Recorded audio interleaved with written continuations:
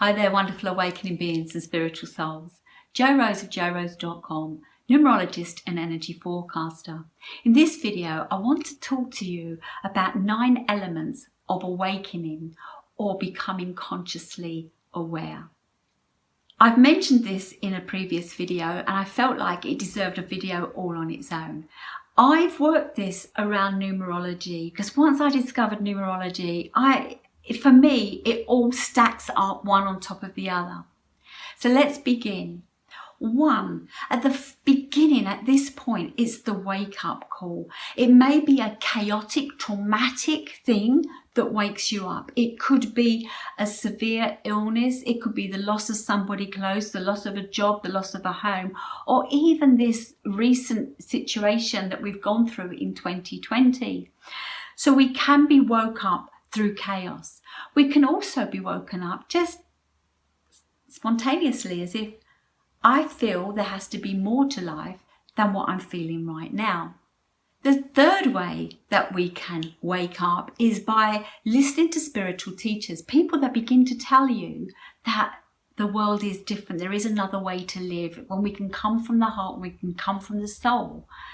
And they guide us. Now, for some of us, we need that alarm clock, bloop, bloop, bloop, bloop, bloop, bloop, waking us up in the morning. Some of us just wake up as the sun starts to rise, and others have a gentle whisper in the ear. What really happens at the first level, this wake up level, is we realize we're a soul having a human experience. Element 2. 2 is intuition, feelings, heartfelt guidance. An awakening that if only we become very idealistic as we begin to learn and understand that there are better ways, better things to do, how to move forward when we listen to ourselves, etc. We want to share this with the whole world or those that we know. Now, most people might not, I say most, for me, because it was many years back, most people didn't want to listen to me, and they still don't want to listen to me now. Those that are even close to me. This is the point where we want to spread the word, this understanding, this new way of being, this insight that we're beginning to understand, but not everybody's ready. Start working on this yourself and we'll notice as we're growing signs. For me, it was numerology. Some people it's animals, spiritual animals. Other people it's words or conversations more than once. It could be a whole mix of all of these things. But it's that point where we realize and we have a hope and we realize that there is something or a different way of doing things. Now, if you're like me and you was out there pushing it out there and sharing with everybody and they weren't listening, you may begin to feel you've got it all wrong. It's not like that. The system is in place and there's no way it can change, and you could end up in the dark night of the soul. Let me tell you, the dark night of the soul is not a night, not most of the time for most of the people. It is rarely ever a night. It can be weeks, months, years, and it can be more than once. I've certainly been there more than once, for years and for months. Now it's more like days, and I won't even say it's the dark night of the soul anymore. It's more like a low energy that I need to work through. But when we're at the dark night of the soul, it can feel as if the whole world is wrong.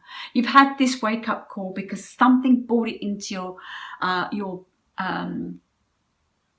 your attention, into your awareness, and then you wanted to spread the word and then you've been rejected. So what's right, what's not right? Now what we've got here is the battles of the ego and the soul playing out. And this is what we have going on at the moment, is the light and the dark energy. And I'm not saying the ego is the dark energy. The ego is the more human side, the way that you've had to physically be here. What you need now is to bring the ego and the soul together to become friends, and maybe just suggest to the ego that it takes a little rest or lets the soul take over some of the chores or responsibilities to move you forward, and let the soul show the ego on a level that the ego understands. So little steps moving forward so that the ego and the soul can build up a trust. It's about the relationship here. It's time to face the past. to look for a brighter future and use the now to move forward. Let's move on to the fourth element. And now this is where we need to ground ourselves. We awoke. We wanted to share it with the world. We were rejected, so we've gone into the dark side, and now we want to come out because we feel the dark side doesn't serve us. We want the light to come in, but we've got to come out stronger. So ground yourself. Get out there in nature. Do various activities that allow you to be in the moment. Touch the grass, swim in the sea, eat whole, good foods, meditation, pray, go to bed early, get your vitamin D, do your exercise, just look after yourself. It's a time of patience, but you need to be building up your strength, spreading your roots, and be loyal to you, because this is where we can flip out. I know going in and out of the dark night of the soul for me is, I could see the light and I wanted to get to it. Look at it as if you're behind a speedboat with the wash and you can see the shore in the distance and you want to get there, but the wash just keeps pushing you back. And sometimes it's easy just to let the wash push you back. But what I learned was every time I let the wash push me back, I had to do all that work again. So I want to say, get yourself strong at this point, be loyal to you so you can get through that wash and get to the shore for the new beginning, the new start. The fifth element is the what's next. You've been in the stillness and the stuck and lost. You've let go of the old life and you now need to create the new. This means letting go of relationships, listening to your feelings. When chaos comes up, the should I, shouldn't I want you to know, does it empower you or disempower you in order to move forward? As you get stronger, you'll move into the sixth element, and this really is the home, the tribe, and the knowing. Your friends may not have been serving you, or they were up to this point. They're not with you. Some may be coming with you or catching up, but you need to find a tribe now that supports you, an awakened tribe. So connect to groups online, offline, as we're able to go out at the moment. Find some physical groups, coffee chats or spiritual affairs, or just things on your topic of healing, or whatever it is that your awakening is bringing to you. Get out there and find your own tribe. When you do this and you learn to open up and you can be vulnerable in this group, you'll find that you're going to get the support that you need. Let's move on to the seventh element. The seventh is about knowing versus owning. It's really time to heal and be the healer.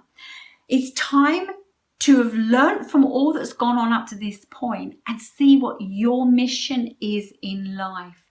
Now, the mission can come from your numerology. This is all numerology, but this can come from your numerology.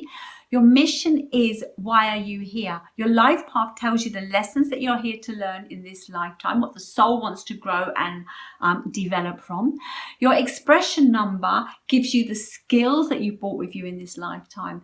Marry these up and you will work out quicker what your mission is. I mean, the soul does have an ultimate mission for the end, but that's only, when I say the end, it's midlife onwards.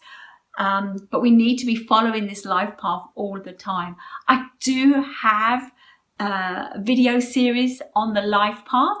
I have them on the expression series, on your personal year.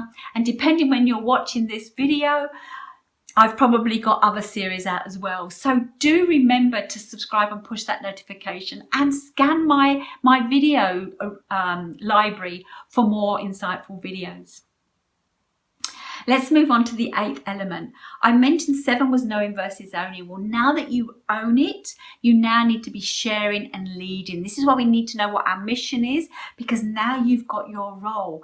When we live in our role, we're living in the designer lifestyle that we created. And this is where we get to inspire others. When we do what we love, what we feel we're here for, we get to the passion flows and we get to shine bigger, bolder, brighter and better. It's understanding at this point the spiritual versus material, to see the illusion of the material.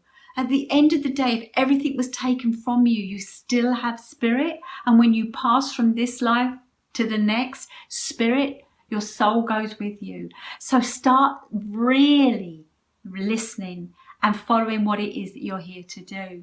The ninth element is forgiveness, compassion, service, and transformation. Think of the butterfly. This is where we've transformed from the ego self to the soul self. But now we're friends and we're working alongside the ego self. It's where we forgive the past, those that have hurt, abused us, or taken us for granted. It's where we forgive ourselves for letting go of the younger self and for not loving all of us. We do need to love all of the self. When we love all of the self, then we start to radiate out this energy of self-love, and we attract the people that love us and will treat us the same way we're treating ourselves. The trick is to ask better questions all the way through. Is this all there is? Is there more to life? Am I here for a reason? Well, of course you are. It's to grow and evolve in this lifetime. The more fulfilled you are, the easier and better it is for you to do it. So live in alignment with your soul's path. My suggestion is surrender to numerology. Get in touch for a reading consultation or better still, a mentorship. Feel everything, because that's your sat nav. That'll help you know who's your friend, who's your enemy, what's right, what's not. I can teach you all sorts of tricks in how to find your own truth and the truth of the decision that you're about to make. So be heart-centered and detach from the mind. Be intuitively guided. When you're intuitively guided, you don't have to go through a whole think process that can take you longer. You just can be in the moment and make the decision. For me, my spiritual awakening journey, and I'm still awakening to so much more. I mean, if we've got everything, why are we here? We're here on this dense energy to grow and evolve. But the levels and understanding the darkness as well as the lightness has really helped me to be a better person, to be more understanding, to be more compassionate, empathetic, caring, to understand where other people are on their journey.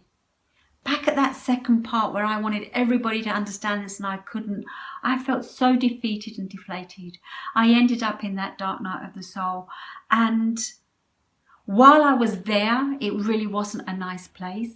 But understanding the gifts, because there are gifts in everything, helped me so much move forward. Spiritually awakening. Understanding that I have a power, that everything is energy, help me turn my life around. I hope that it can help you turn your life around.